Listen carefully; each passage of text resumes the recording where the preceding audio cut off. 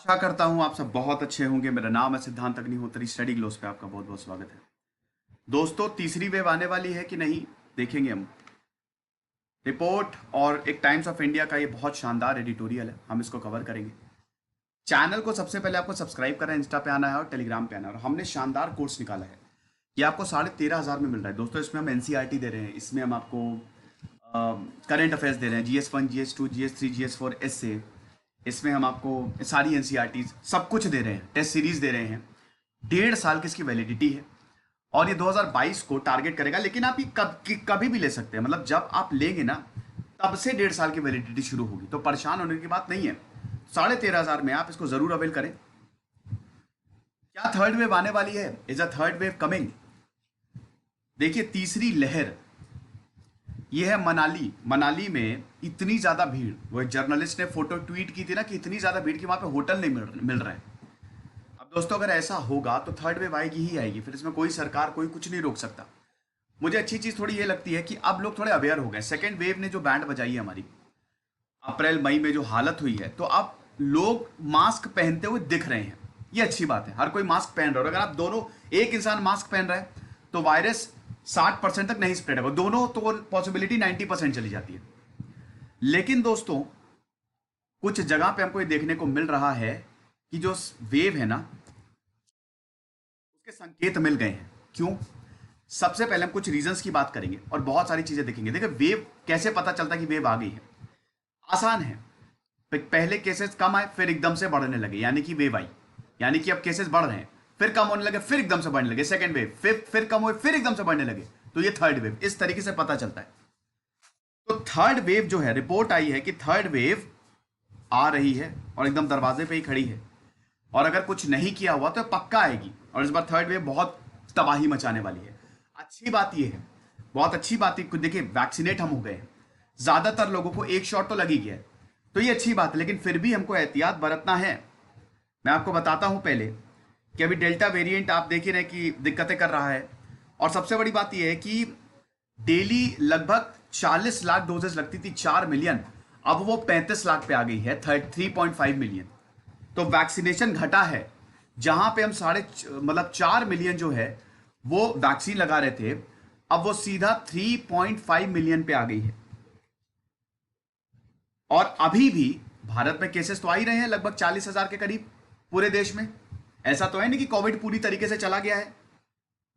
45% तो rural area से आ रहे हैं, जो 45% केसेस, यानी कि अब गांव से केसेस आने लगे हैं।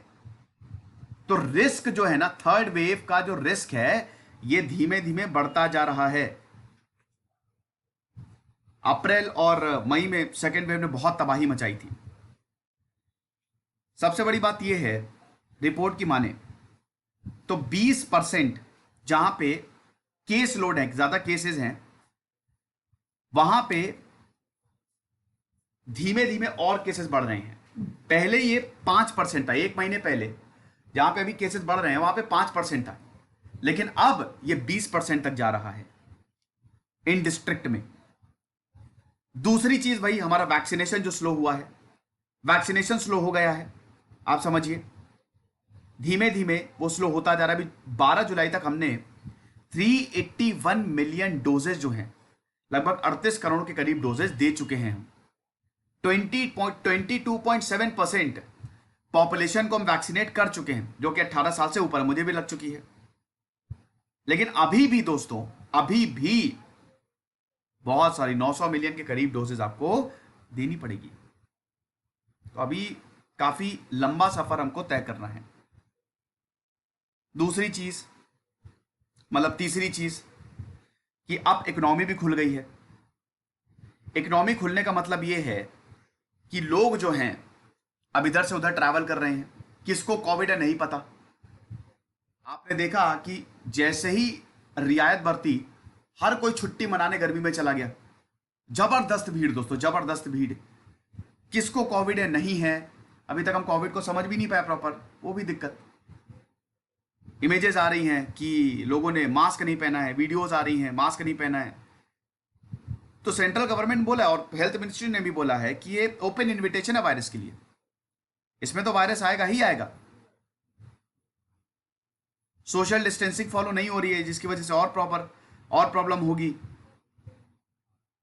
यहां पे लोग फिर से केयरलेस होते जा रहे हैं कांवड़ यात्रा को लेकर। अगेन कुंभ मेला पिछली बार हुआ था तो आपने देखा कि कितना ज्यादा प्रॉब्लम हो गई थी। जो रिलीजियस फेस्टिवल्स हुए थे, चाहे वो मुस्लिम को हो चाहे हिंदू के हो, देन अभी कांवड़ यात्रा को भी लेके यही कयास लगाए जा रहे हैं कि दिक्कत हो सकती है। सेकेंड वेव वही कह रहे हैं ना, अभी सेकेंड वेव तो खत्म हुई नहीं, वो तो अभी आपके दरवाजे पे ही खड़ी हुई है। और आप ये देख सकते हैं कि पॉजिटिविटी रेट कितना ज्यादा है। सिक्किम में 18, ये 11 जुलाई से 18.1, मणिपुर में 15.3, मेघालय में 10.5। तो लोग आ रहे हैं और ये पहले कम था, ये फिर से बढ़ रहा है। ये देखिए आप, भारत का केस लोड जुलाई में ये बहुत डेली लगभग 4 लाख के केसेस तक पहुंच गया था। और अब ये सॉरी अप्रैल में, और ये जुलाई में देखिए कम हुआ है। जुलाई में हम देख रहे हैं कि लगभग 40,000 के करीब केसेस आ रहे हैं, लेकिन फिर भी ये ज्यादा हैं। सेकेंड हाईएस्ट केसेस हैं अभी भी हम ये देखते हैं भारत में हर दिन जो आ रहे हैं। तो कोई अच्छी बात नहीं, ऐसा नहीं है कि हम बहुत ज्यादा, ब्राजील में भी, अब तो अमेरिका भी पीछे चला गया है। ब्राजील में 42,000 केसेस आते हैं और उसके बाद भारत है। और पॉजिटिविटी रेट मैंने आपको बताया कि वो लगातार बढ़ता जा रहा है। पहले 5% था, अब वो धीमे धीमे 20% पे आ रहा है ना। 66 डिस्ट्रिक्ट जो हैं उनका पॉजिटिविटी रेट 10% से ज्यादा है। पॉजिटिविटी रेट वैसे भी कम है, ऐसा नहीं है। देखिए अच्छी बात है कि चीजें घट रही हैं, ये भी मतलब इसमें डरने की बात नहीं है। देखिए मैं आपको बताता हूं कि अभी केसेस जो है ना, जैसे कुछ राज्यों में, केरल में अभी भी केसेस आ रहे हैं। केरल में अगर लगातार केसेस बहुत ज्यादा आ रहे हैं, डेथ में डिक्लाइन, केसेस में डिक्लाइन हमको देखने को मिल रहे हैं। ठीक है, कि महाराष्ट्र में भी केसेस कम हो रहे हैं, महाराष्ट्र में बहुत ज्यादा केसेस, वहां पे भी धीमे धीमे केसेस जा रहे हैं। फर्स्ट वीक ऑफ जुलाई में फर्स्ट वीक जो आया उसमें हमको 6.9% का डिप देखने को मिला। प्रीवियस मंथ से 30.7% का डिप है ये। महाराष्ट्र ने भी यही हुआ, लेकिन अभी 7 दिनों में हम देखते हैं कि फिर से लगातार चीजें बढ़ती जा रही हैं। पिछले 7 दिनों में महाराष्ट्र ने 35% का राइज देखा, उड़ीसा ने भी 19% का जंप देखा, केरल ने 8.4% का राइज देखा। तो यानी कि केसेस धीमे धीमे फिर से बढ़ रहे हैं।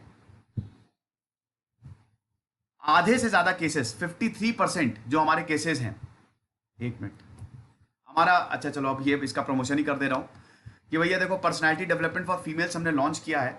यू हैव टू अप्लाई सिड 50 और आपको सीधा 400 रुपए में ये कोर्स मिलेगा।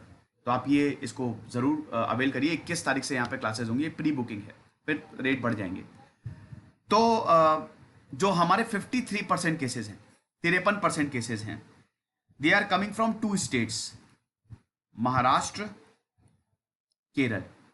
महाराष्ट्र में 21% केसेस आ रहे हैं, केरल में 32% केसेस आ रहे हैं। तो अभी ज्यादातर केसेस जो हैं, आधे से ज्यादा केसेस महाराष्ट्र और केरल से ही आ रहे हैं। ठीक है, तो क्या और जगह नहीं अभी केसेस बढ़ रहे हैं? केरल में लगभग 70,000 के करीब एक्टिव केसेस हैं, महाराष्ट्र में लगभग 39,000 के करीब एक्टिव केसेस हैं, और अभी फिर से यहां पे केसेस जो हैं वो लगातार बढ़ते जा रहे हैं। और जगह भी बढ़ रहे हैं, डिस्ट्रिक्ट वाइज मैंने बताया ना, और जगह भी बढ़ रहे हैं। दिल्ली की बात करते हैं, फिलहाल आप ये देख सकते हैं कि केरल में वैक्सीनेशन की यहाँ पे बात हो रही है, तो 15% पॉपुलेशन को केरल में वैक्सीनेट किया गया है। गुजरात में 13% के करीब है, कर्नाटक में 9.5% के करीब है, महाराष्ट्र में भी। इंडिया, अगर पूरे इंडिया की बात करें तो 7.61% है। ठीक है, तो जिनको फुली वैक्सीनेट किया गया, ध्यान दीजिएगा, फुली वैक्सीनेट मतलब दोनों डोजेस लग चुकी हैं। अभी कुछ लोगों को तो एक ही डोज लगी है ना। तो दिल्ली की बात करते हैं हम, दिल्ली में क्या हालात है? दिल्ली में भी केसेस डिक्लाइन हो रहे हैं, लेकिन हल्का सा फिर से इंक्रीज देखने को मिला है। फिर वैक्सीनेशन ही हमको बचाएगी।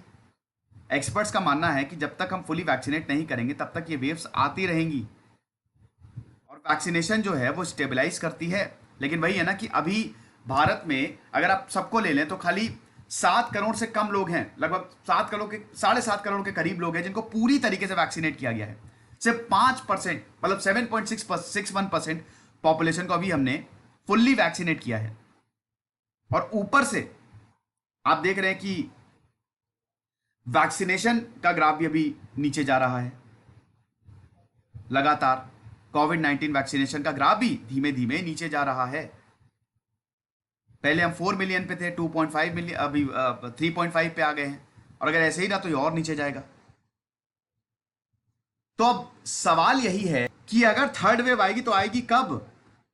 यहां पे एक्सपर्ट्स ने बोला है कि अभी जो हो रहा है, जुलाई में जो चीजें हमको दिख रही हैं, ठीक यही चीजें हमको फरवरी में दिखी थी। ये साइंस है, these are the science of wave. 4 जुलाई को जिस तरीके से केसेस में हल्की सी बढ़ोतरी आई, वही चीज हमको फरवरी में भी दिखी थी, और उसके बाद रेस्ट इज हिस्ट्री। आपको पता है क्या हुआ जुलाई के बाद। र्यूटर ने 40 हेल्थ केयर स्पेशलिस्ट का पोल किया 3 जून से लेकर 17 जून। उन्होंने भी बताया कि थर्ड वेव लगभग अक्टूबर तक आएगी, भारत में अगस्त बोला जा रहा है ना। और 85% यहां पे मतलब जो एक्सपर्ट्स हैं उनमें से 85%, 40 में से 85% बोल रहे हैं कि अक्टूबर तक थर्ड वेव आने वाली है। और भारत में बोला जा रहा है कि अगस्त या सितंबर तक आएगी और नवंबर तक ये पीक करेगी। ठीक है, अक्टूबर नवंबर तक पीक आएगा इसका, यानी कि थर्ड वेव तो आने वाली है। फिर नेशनल कोविड-19 सुपर मॉडल जो कि मैथमेटिकल प्रोजेक्शन बताता है, उन्होंने भी यही बोला है कि अक्टूबर नवंबर तक पीक आने वाला है। लेकिन कोविड तो इनएविटेबल है, ये बताया थर्ड वेव, लेकिन इसको टाला जा सकता है अगर हम थोड़े से रिस्पॉन्सिबल हो जाएं। हम मास्क पहने, सोशल डिस्टेंसिंग, भीड़ वाली जगहों पे बचें, भीड़ ना लगाएं। अभी इतनी ज़रूरी नहीं है कि आप जाएं, आप हॉलीडे मनाएं, अभी थोड़ा सा रुक जाइए। तो थर्ड वेव को, और वैक्सीनेशन ही रोकेगा, थर्ड वेव को हम रोक सकते हैं। क्योंकि दोस्तों जैसे जैसे लोग इन्फेक्ट होंगे, आप ये भी समझिए कि म्यूटेशन का चांसेस भी बढ़ेंगे। वायरस जो है वो लगातार म्यूटेट करता रहेगा।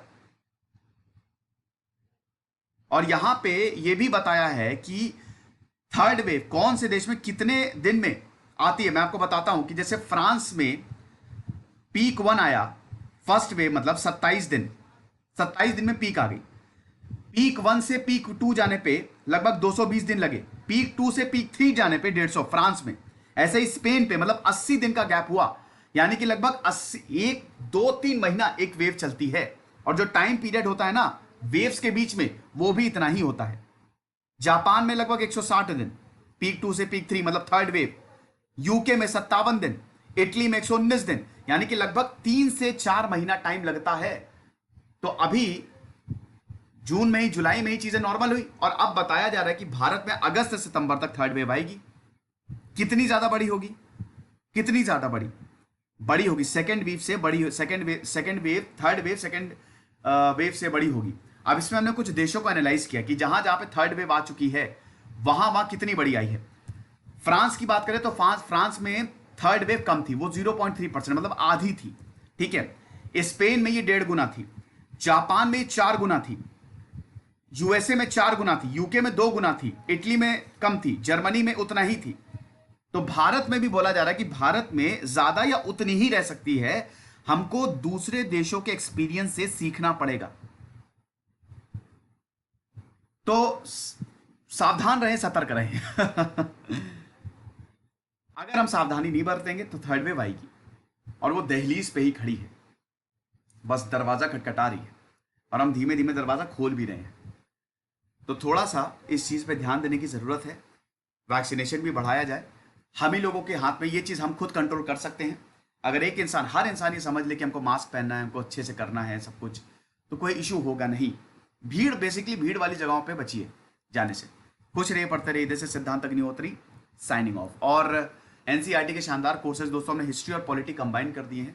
6th to 12th तक एनसीईआरटी आपको 800 रुपए में अवेलेबल है। टेस्ट सीरीज भी हम दे रहे हैं। यूजीसी नेट पेपर 1 का शानदार कोर्स हमने बनाया है, यू विल गेट 50% ऑफ। 2500 का कोर्स है ये। Thank you.